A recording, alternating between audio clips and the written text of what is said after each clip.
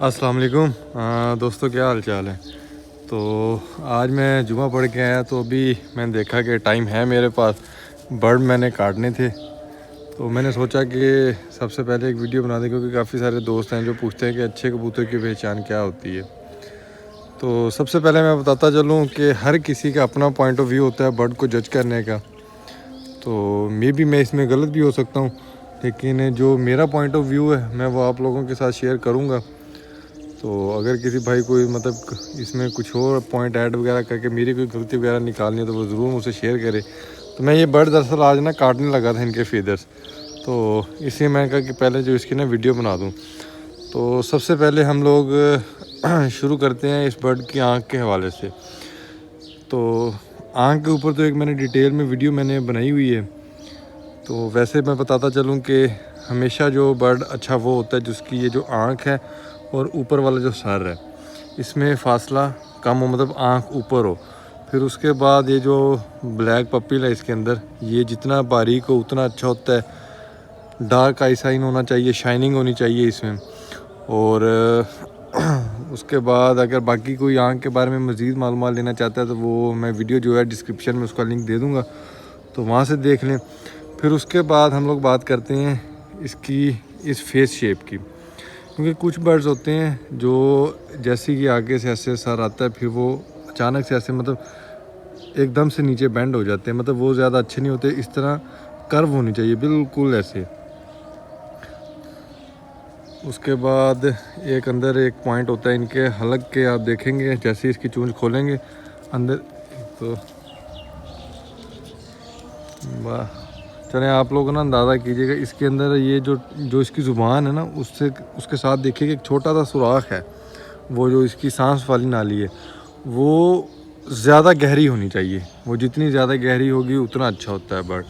उसके बाद जो इसकी ये जो गर्दन है मतलब कि ज़्यादा लंबी नहीं होनी चाहिए, बड़ी नहीं होनी चाहिए, बिल्कुल मॉडरेट होनी चाहिए। फिर उसके बाद हम लोग इस बात करते हैं इसकी टेल के ऊपर। तो टेल जो होती है इसका जो फंक्शन होता है, मतलब जैसे कि एरोप्लेन होता है उसकी सिर्फ एक बैक पे टेल होती है छोटी, जिसकी वजह से वो अपनी मूवमेंट वगैरह करता है। टेल का ज़्यादा किरदार नहीं होता, सिर्फ ये इसका ये होना कि मतलब वन पिन टेल हो, स्ट्रॉन्ग होनी चाहिए।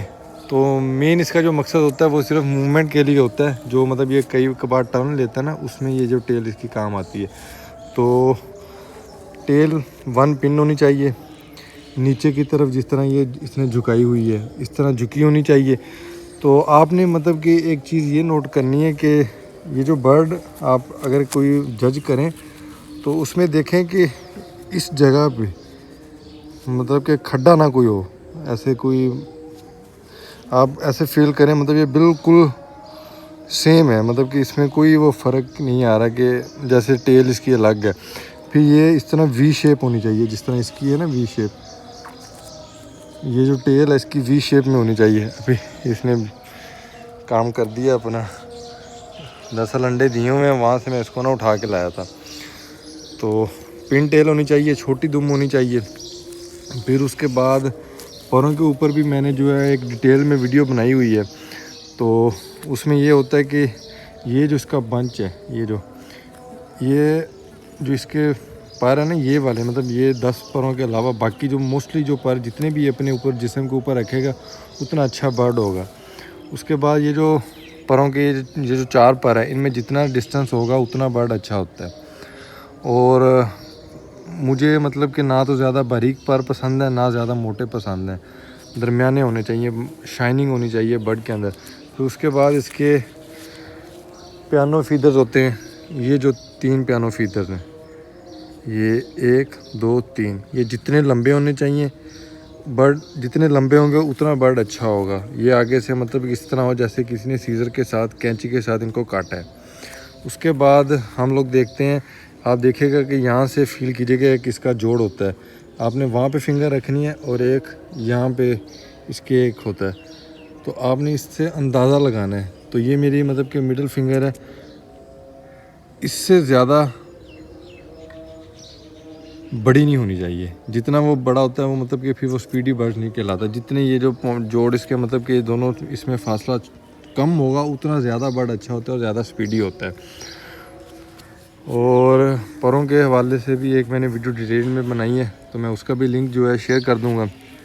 फिर उसके बाद आ जाती है इसकी ये जो बोन है, चेस्ट बोन है, इसको भी आपने इस तरह मेजर करना है। और मैं वैसे आपको सपोज़ बता देता हूँ कि आपने ये फिंगर रख के आपने इस चीज़ को मेजर करना है। अभी ये इस बर्ड की इतनी आ रही है। अब मेरा हाथ वैसे काफ़ी बड़ा है, लेकिन आपने देखना है कि ये तकरीबन 3 सेंटीमीटर या मतलब ये 2.5 सेंटीमीटर से छोटी ना होनी चाहिए। जितनी ज़्यादा बड़ी होती है उतना बर्ड ज़्यादा अच्छा होता है। फिर उसके बाद इसका आ जाता है वेंट बोन।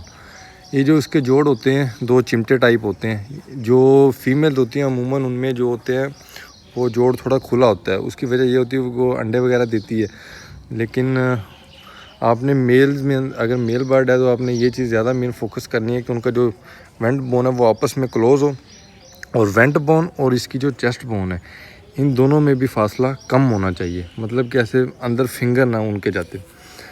और फिर उसके बाद ये अभी ये ना इसने वो गीले किए हुए हैं, तो ये आप लोग देख सकते हैं कि थोड़े से, मतलब कि मैं आपको वैसे बताता चलूँ कि ये जो पाँव इसके ना ड्राई होने चाहिए और पर्पल कलर जितना होगा उतना बर्ड ज़्यादा अच्छा होता है। मतलब कि हाई फ्लायर्स के आप अगर किसी का मतलब कोई दोस्त हैं जो हाई फ्लायर से ताल्लुक़ रखते हैं, तो जिस तरह हाई फ्लायर के बर्ड को चेक करते हैं उसी तरह इनकी भी मतलब कि ये जो पहचान होती है बिल्कुल परफेक्ट साइज़ में होना चाहिए। मतलब कि अगर ये नहीं होता कि कुछ लोग कहते हैं कि यार मतलब कि बर्ड बहुत बड़ा है तो वो अच्छा नहीं है, उससे मुराद ये नहीं है कि मतलब कि बर्ड अच्छा है बड़ा है। और ये सिंपली ये कहते हैं कि मतलब कि एक बर्ड है ना, अगर आपने उसको पकड़ा है तो इस तरह होना चाहिए कि वो उसका जो वजूद है अपने काबू में हो।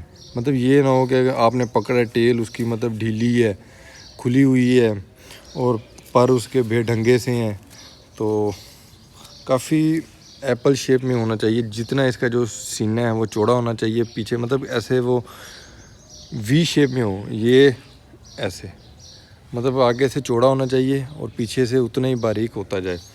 तो आप लोगों ने मेन फोकस करना है ब्लड लाइन पे।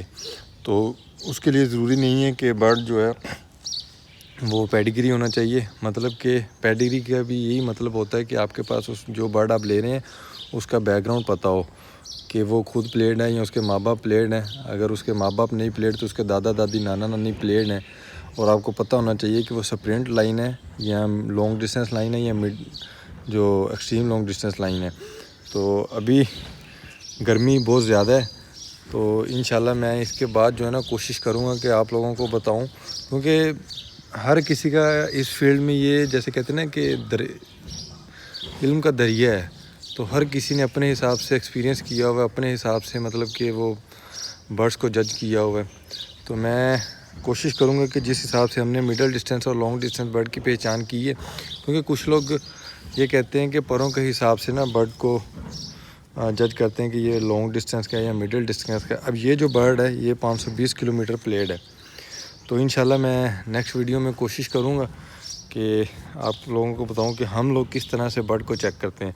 अभी ये बर्ड के पॉइंट्स हैं, तो माशाल्लाह ये मेरा मेन ब्रीडर है। इसको मैंने एक फ़ीमेल है वो जोसन और गट नोल की 700 प्लेट उसके साथ पेयरअप किया हुआ है। तो अभी इन्होंने बच्चे भी निकाले हुए हैं और उसके बाद दोबारा इन्होंने अंडे दिए हुए हैं।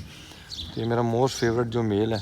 मैं दरअसल आज इनके ना फीदर्स काटने लगा था, क्योंकि वो अभी लोफ्ट की कमी है, तो कुछ जो इसके जो पट्टे निकले हैं तो मैंने सोचा था अपने घर पे लगाऊं। तो इस वजह से ना इनको मैं काट के चले वो लोफ्ट से बाहर निकालूंगा और उन पट्टों को जो अपने छत पे लगाऊंगा। तो चलें इंशाल्लाह मिलते हैं नेक्स्ट वीडियो में।